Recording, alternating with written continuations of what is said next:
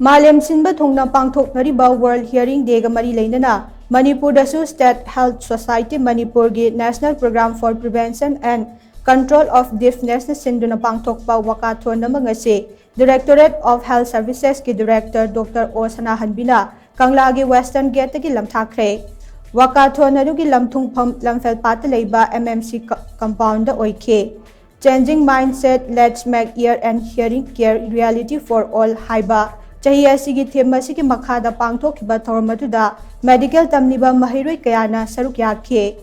thawram aduga mari leinana National Program for Prevention and Control of Deafness ke State Nodal Officer Dr. M.B. Beksan hai Malem gi oina pangthokpa World Hearing Day asigi saruk ama oina lamdam asidasu thawram asi pangthoktuna hiram asigi matangda miyamda wakhal tahanaba honabane Masigi sarukama oina state asida nata daba mioi kaya yamna leiribage haibadu khangdoktaba screening test shoot chathare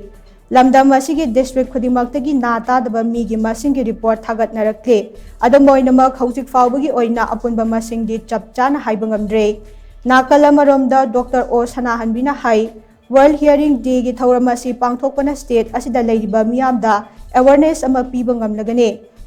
Aikoi miyoibagi yamna maru oiba kayat ama oiriba nakong asi maram kaya amana taraktaba kaya asi matau karamna oirakpano masidagi ngakthoknaba aikoina kari jackson thawrang lokhatpa yabage haibana chingba kaya asigi matangda punna khangminaba change masigi damak ngasigi thawramasi maru oina pangthokpani haina so mahakna makhata khe ngasi se akhigi World Hearing Day haidana ngasigi numise kaino tawjabani palan tawjabani aduga handaki theme sina changing mindset let's make ear and hearing care a reality for all haiba theme asiga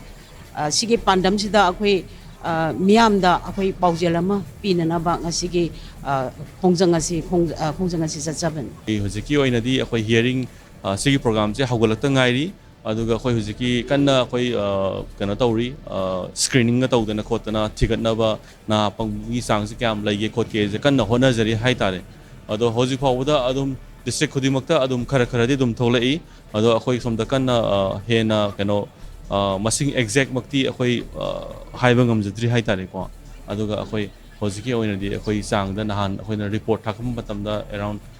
lising muki sang di adum adai di dum leiba male ado screening je akoina tawraga nakong je pange haibase akoina definition gi matung ina leire pangam base akoina treatment tawra phagi busi yawi dana ko adagi adumai to busu lei ado hearing aid hapaga dum phabusu lei